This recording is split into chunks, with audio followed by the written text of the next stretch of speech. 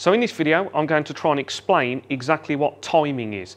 So you'll hear a lot if you're watching the snooker on the TV, you'll hear the commentators say that a player has timed that shot really well, or they'll say he's timed that to perfection. But what do they actually mean when we talk about timing? So today in this video, I'm going to use this dead straight green into this corner pocket, and I'm going to try and explain to you as best as I can exactly what we mean when we time a snooker shot really well. Right, so we're going to have a look at this shot on the green then, and I'm going to play this shot as a stun shot. So I'm going to pop the green and I want the white to stop exactly where the green is. That's a stun shot. So how do we achieve that then? So we're going to hit below centre on the white ball, and what happens with a stun shot is you want the white to be spinning backwards all the way towards the green, and then the second that the white makes contact with that green, you want the backspin to run out, and then the white will just stop exactly where that green ball is. So if you were playing a top spin on this shot, you would put top on the white, and then the white would have that extra spin, that extra top spin all the way towards the green, and then you would pop the green, and after the white make contact with the green, it would have that extra top spin momentum and the white would move forwards. Conversely, if you were playing a backspin shot, you would hit right at the bottom of the white, you would have lots of backspin on the white, and it would be having that spin on all the way towards the green. It would make contact with the green ball, and then after it hits the green, it would still have that backspin left on, and then that's what brings the cue ball backwards then. So if we look at this shot that we're about to play though, we're going to play it as a stun shot, so that, as I said, this means hitting below centre of the white.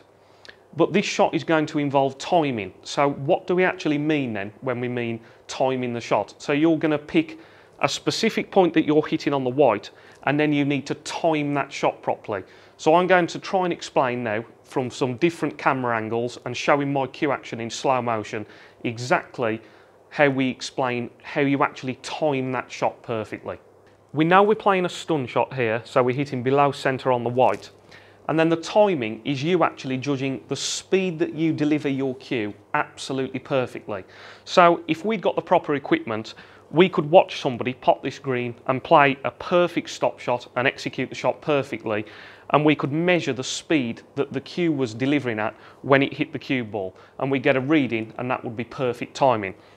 Obviously, I haven't got the equipment to measure how fast the cue is travelling, so just for the purposes of explaining timing in this video, let's assume that in order to pop this green, you've got to deliver the cue at 10 miles an hour when you hit the white, and that's your perfect timing.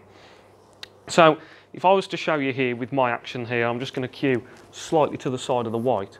So in my action, the cue is coming back here, and then I'll have a pause at the backswing, and then as I accelerate the cue, it's going 1 miles an hour, 2 miles an hour, 5, 6, 7, up to 10 miles an hour, and then you want to be hitting the white, and then it'll slow down again, 9, 8, and down to 0 miles an hour. So that's how the timing is working on the shot. What you're trying to judge is you want the cue to be going perfectly at 10 miles an hour, just as you are hitting that white. So that's what they mean when they say perfect timing. So if you were to come back, and if I go here again with my action, if I come back here, and then I was to accelerate the cue, and we know we're aiming for, if we could measure it, we know we were aiming for 10 miles an hour being the absolute perfect timing.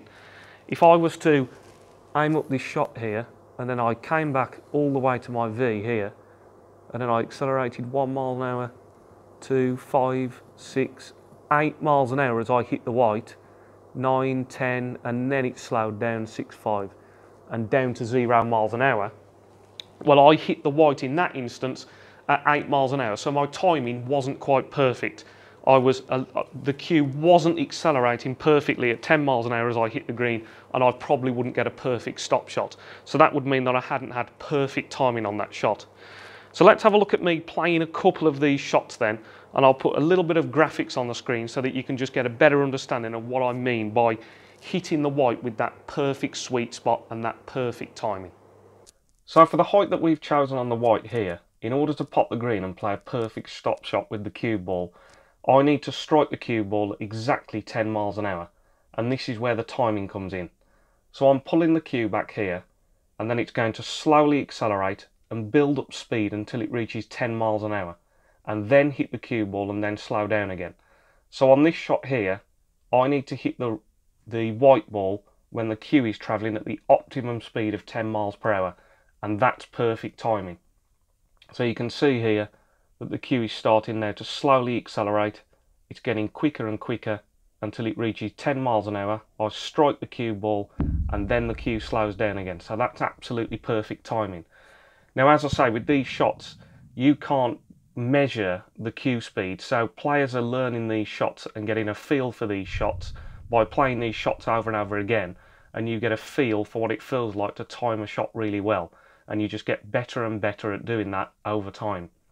So let's have a look at another shot then that's not timed quite as well as this one, and we'll have a look at the cue accelerating and when the cue strikes the white. So here the player will be trying to do exactly the same thing again. So I'm trying to pull the cue back here and then time this shot absolutely perfectly.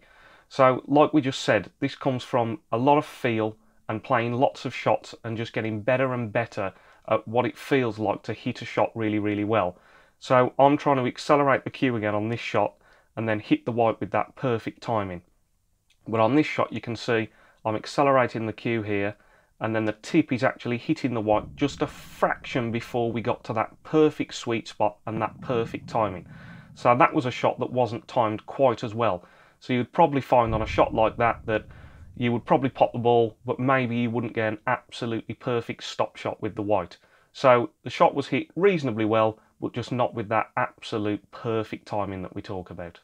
So I hope this video then has helped you get a little bit of a better understanding of what we mean when we talk about perfect timing on a shot. So as human beings, obviously, we're not like a machine. You can't program in an exact speed that you need to deliver that cue, and we can't measure it on the snooker table. So that's where that feel comes in, and we get a little bit of feel on shots, and we can just tell when we've timed a shot absolutely perfectly. But in terms of what we're actually trying to achieve, we're trying to achieve the cue accelerating nicely at exactly the correct speed, just at the point that the cue tip makes contact with the white, and that's how you achieve your perfect timing. So, as always, if you enjoyed this video, please give the video a like, and if you want to see more instructional tutorials just like this one, please subscribe to the channel. Thanks for watching. Cheers.